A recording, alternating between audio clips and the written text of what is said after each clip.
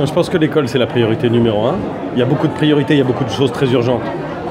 Mais on ne résout rien si on n'a pas d'abord réglé la question de l'école. Donc c'est la question la plus importante. Et l'école, c'est comment est-ce qu'on fait pour que chacun de nos concitoyens soit autonome, sache lire, sache écrire, sache parler, sache véritablement parler en public, sache travailler avec les autres, sache travailler tout seul. Et ça, c'est vrai pour les enfants qui ne sont pas atteints d'un handicap, et c'est vrai aussi pour les enfants qui sont atteints d'un handicap. Alors ensuite, ça dépend de l'intensité de ce handicap, et il y a évidemment des dispositifs particuliers qu'il faut mettre en œuvre pour les prendre en compte.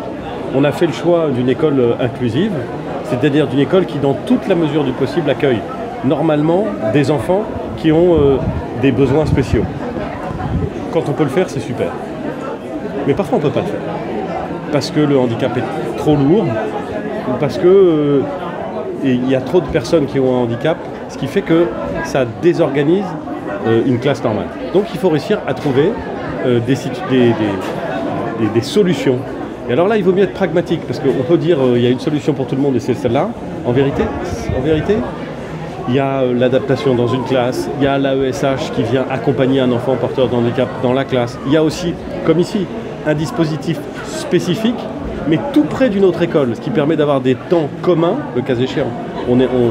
J'ai vu déjà, pas à Saint-Pierre, mais je trouve que ce que j'ai vu à Saint-Pierre est assez extra, enfin ce qui va exister à Saint-Pierre est assez extra, des endroits où on fait en sorte qu'il y ait une école normale, si j'ose dire, une école pour des enfants qui ont des besoins particuliers, mais la cantine peut être faite par la même école et donc avec des services qui peuvent être communs, il peut y avoir des activités en commun. Et ça, évidemment, c'est aussi une réponse. C'est pas la seule, mais c'est aussi une réponse. Ici, à Saint-Pierre, ce qui est extra, c'est que vous avez une association, vous avez une collectivité, la mairie, qui met à disposition un bâtiment dans un quartier qui est très dense, où il y a des besoins.